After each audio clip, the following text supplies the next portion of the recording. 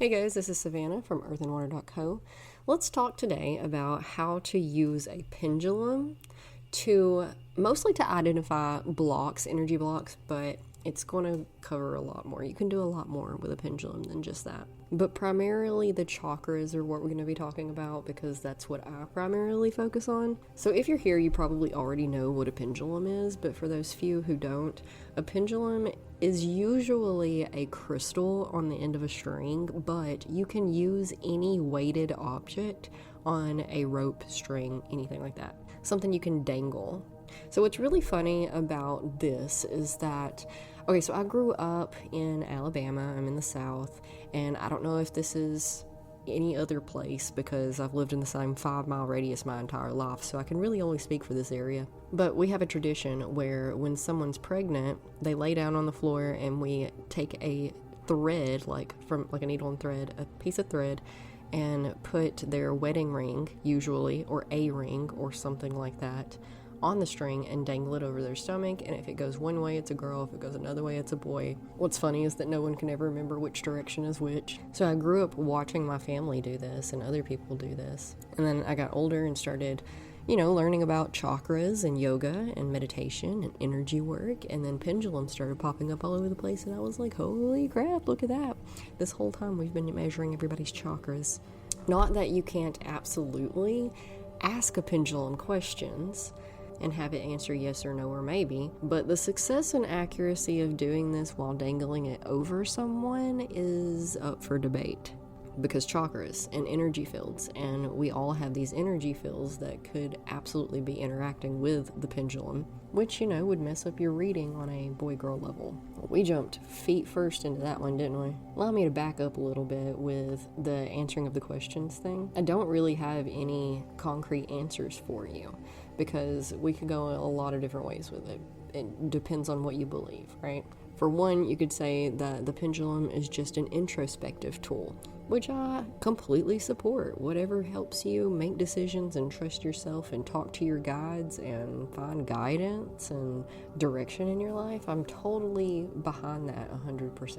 Whatever gets the ball rolling and the gears going. We could also tie the field in it. We talked about this in the last episode.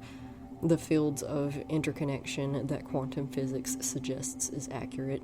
The law of oneness, we're all connected through all things, and that's how psychic abilities could actually be possible. Again, quantum physics says that there's no reason that they couldn't be. So perhaps that's what's going on here, who knows?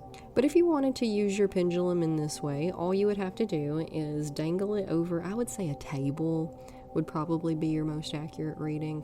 Again, if you dangle it over a person or yourself or something, or like your hand even, your fingers, you're gonna get different readings for all of that because you have your own energy fields that it's picking up on. So dangle it over a table and set your yes and no. Okay, so you might say left and right. If it swings left and right, that means yes. If it swings up and, up and down, it means no. Just, you can make up your own rules. For real, it doesn't matter. Just be clear about what they are before you start asking your questions. But we can also use our pendulum to read our chakras, which is something that I find to be much more useful personally. A lot of people are going to find a lot of uses out of the yes or no thing, which really, it's like tarot, I suppose. It's a tool, like anything else, of interpretation, which could absolutely be used to analyze the chakras after you read the chakras. So first we're going to read the chakras. Let me see if I can focus long enough to tell you that part. So to read the chakras, you first have to know where the chakras are located. You can simply Google this if you want to.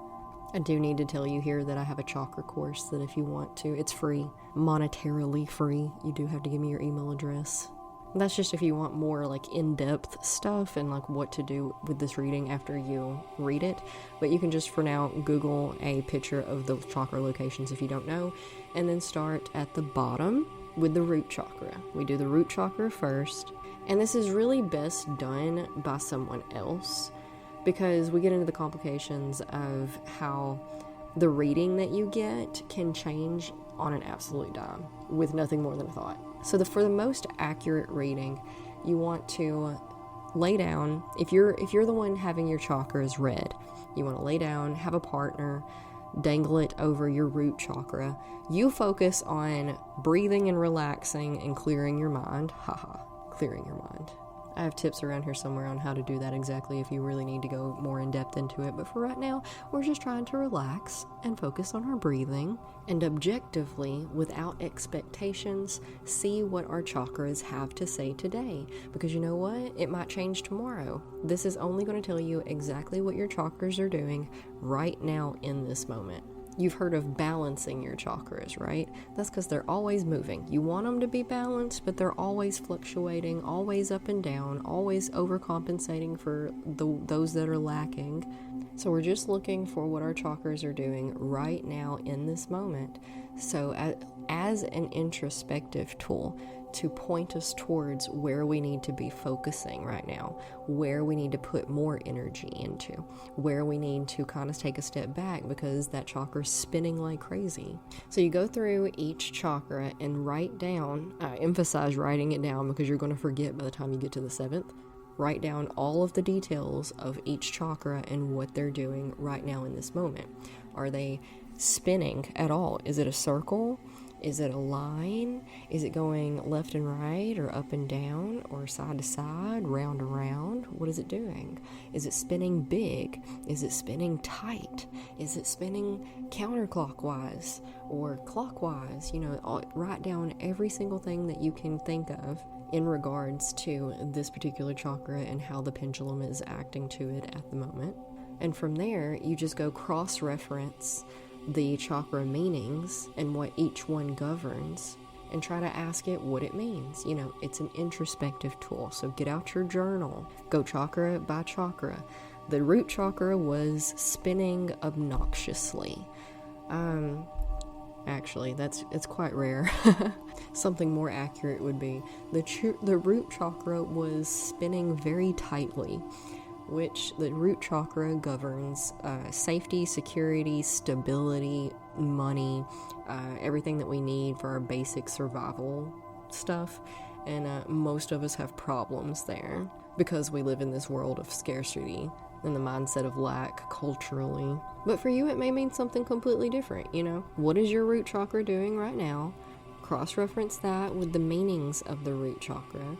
Not only does it mean scarcity and lacking of resources, but it also ties to physical aspects of our body, our feet, our knees, our pelvic area, the organs in those areas, which physical manifestations, sickness, are always going to come from the aspects and the belief systems that are governed by the chakras that those organs are governed by, which absolutely very well means that hip issues can stem from not having enough resources, not having the stability and security that you need for your basic needs. It's all energy interpretation. It's all archetypes and fractals, and you have to understand those underlying aspects to trace it back to, because you can't be like, oh, my root chakra is doing this, so that's not a healthy spin, so it must be because my knees are bothering me, it's fine. No, your knees are bothering you because of something deeper. Like, no, Savannah, my knees are bothering me because when I was 17 I had a wreck and busted them up.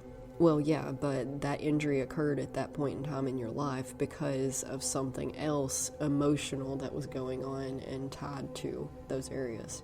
And it became such a problem that it manifested as something lifelong and concrete, which means you may still be holding on to whatever situation, belief, circumstance happened in that point in time of the injury.